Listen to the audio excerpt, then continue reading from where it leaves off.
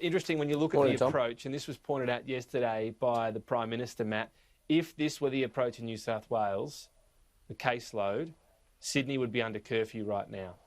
That doesn't seem to square with any sort of appetite to actually live with COVID, does it?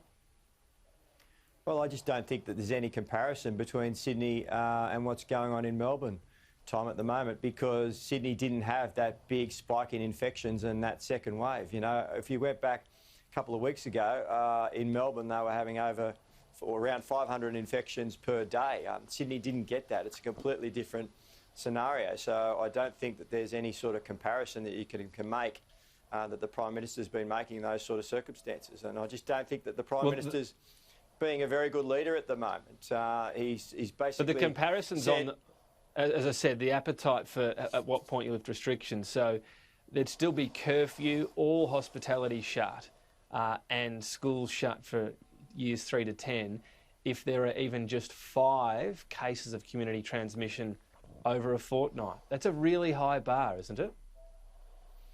Well, the reason why those restrictions are in place, Tom, is because they're working. Victoria was having over 500 infections per day 1 month ago.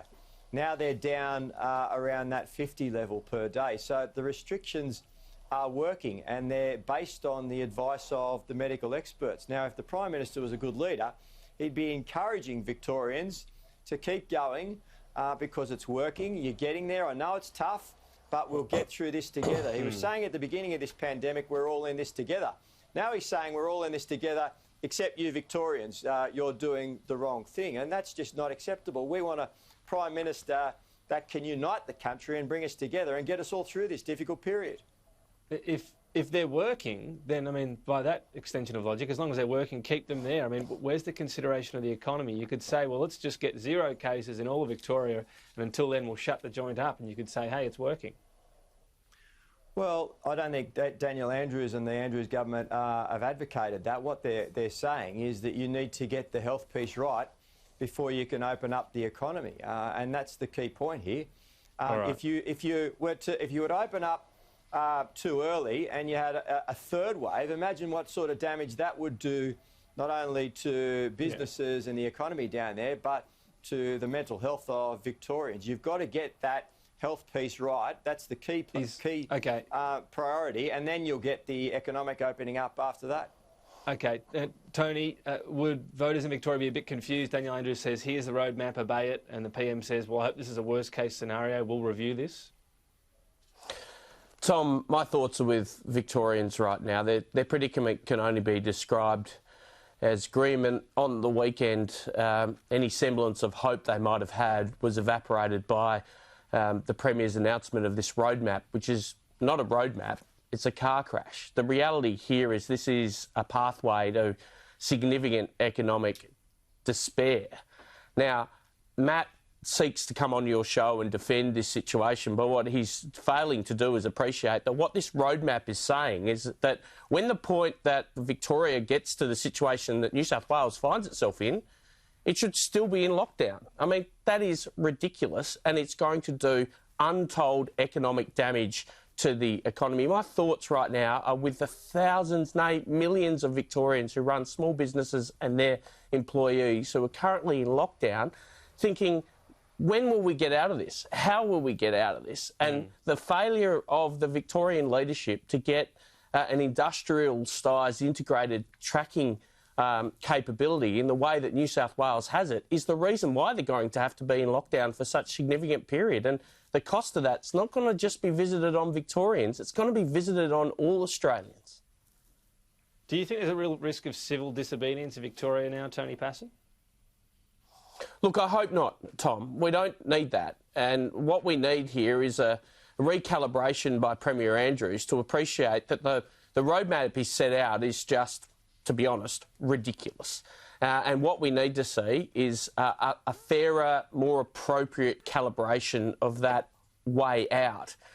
Because, you know, I'm starting to be very concerned that unless we get this right, unless we tailor the economic adjustments correctly, many more people will die as a consequence of the restrictions than have died as a result of COVID. I mean, we worry about the mental health of all Australians, but particularly Victorians right now. It's a really difficult thing when hope has been removed and you start thinking about your long-term future in a world which, you know, I heard the Premier on radio yesterday in Victoria talking about restrictions that might run to February. Oh my God, if I was in lockdown 23 hours a day right now and hearing the leader of my state telling me there's some prospect that this might proceed well after Christmas, I'd be very concerned. And that's why I think Victorians are happy to hear the Prime Minister saying we will review this roadmap on the way out in the interest of all Australians.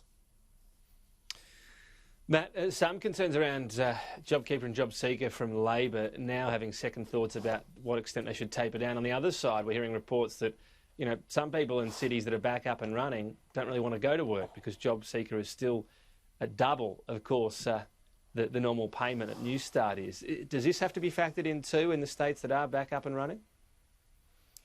Well, both of those programs were put in place, Tom, to support jobs and to get people through this difficult period, and importantly with JobKeeper to maintain that link and that relationship between the employer and the employee.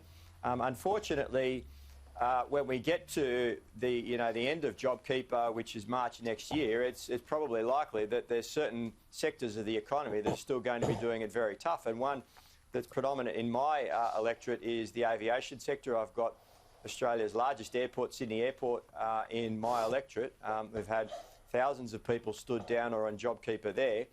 It's quite likely that the aviation sector won't be back up in full capacity by March next year, and a lot of those people will still be out of work. The government needs to explain to those people how they're going to support them beyond March next year if international travel hasn't returned. And they're the issues that Labor's raising at the moment, because you really do need a plan to support jobs.